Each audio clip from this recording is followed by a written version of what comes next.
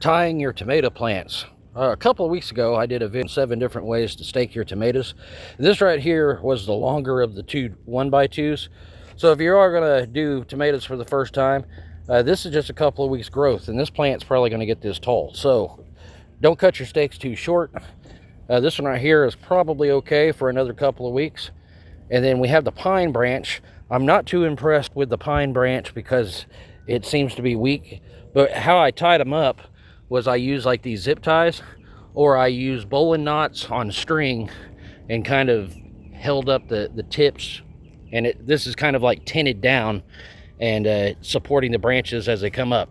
The cool thing about the PVC pipe is that if you tie a running bowline on this, you can actually adjust these strings up and down the pole, allowing your plants to fall down. The T-post, all right, the T-post is awesome because it holds your running bowline, and you can still adjust them like that, except the PVC pipe, they're probably going to slip on you.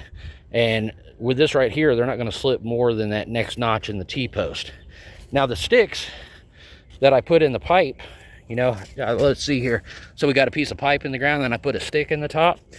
They're tying up pretty nice, and the sticks hold.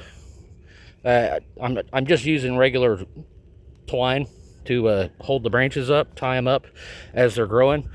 Some of them I've got a lot of ties on, like this stick right here. The cool thing about it is I'm a little overzealous on the string, so I use a little more string, but I can wrap it around these little nubs. So I left the nubs so that I can adjust, like by taking that string off the nub, and I can loosen or tighten the branches depending on how much rainwater. These right here I haven't tied down yet. This is what happens if you don't tie down your tomatoes. They will lay over. Now you can grow them on the ground laid over, but I did put a piece of rebar in, and I didn't show you that last time on the last video. So rebar is a good sleek thing you can tie your tomatoes up to and grow up over there.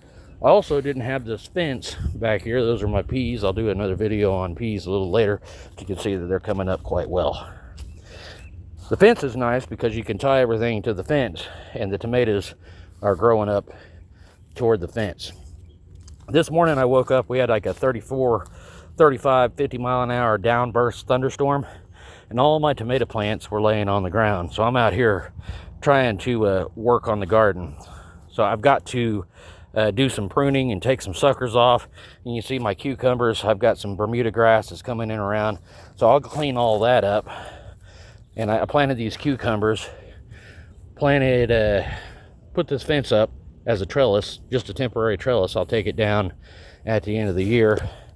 And I don't know about my tomatoes or potatoes here, but they're in the ground almost 100, 120 days, so maybe I'm about ready to harvest these. And then I've got this tomato plant that fell down with the storm this morning too, and I need to weed that, all right? You probably see a bunch of different things. I mean, look at my squash garden. All these are weeds right here. And the storm blew through. We've got a lot of water, like 6 or 7 inches of water in the last week. So I haven't had to water, but you can see that the leaves of these plants are kind of yellowish. So I think there's probably way too much water. And then I transplanted these squash. So the transplant went fairly well, but they're still in shock. Like that leaf right there, that leaf, that one over there has got some issues. This squash plant got taken out by the storm last night. I think I can still salvage it. But I'm gonna have to prop, you know, I might get a little piece of rebar or something and prop in there to kind of give that a little bit more support. And this raised flower bed right here is probably 6 to 8 inches of soil in there. So I'm not sure if I went deep enough with the soil, but the squash plants seem to be doing all right in there so far. This one right here has really done well, but I transplanted it in the house back in February. I did all these in February, but this one right here came up really fast. I don't know what's up with those, but that's just soil I dug up out of the ground. I didn't go buy any compost or basically I just dug topsoil off the property. That's why it's got so many weeds and stuff in it. All right, that's my update for my little garden going on for the year. You experienced gardeners out there, tell me what I should do. if you see anything. Hopefully I slowed the video down enough where you can actually catch some detail. But I'm fixing to trim up prune. So if you see these two tomato plants over here, I've kind of got all the leaves up off the ground. That one right there had quite a few yellow leaves on it. And I did find one of those caterpillars up underneath my tomatoes. I only found one so far. But check out the tomato growth.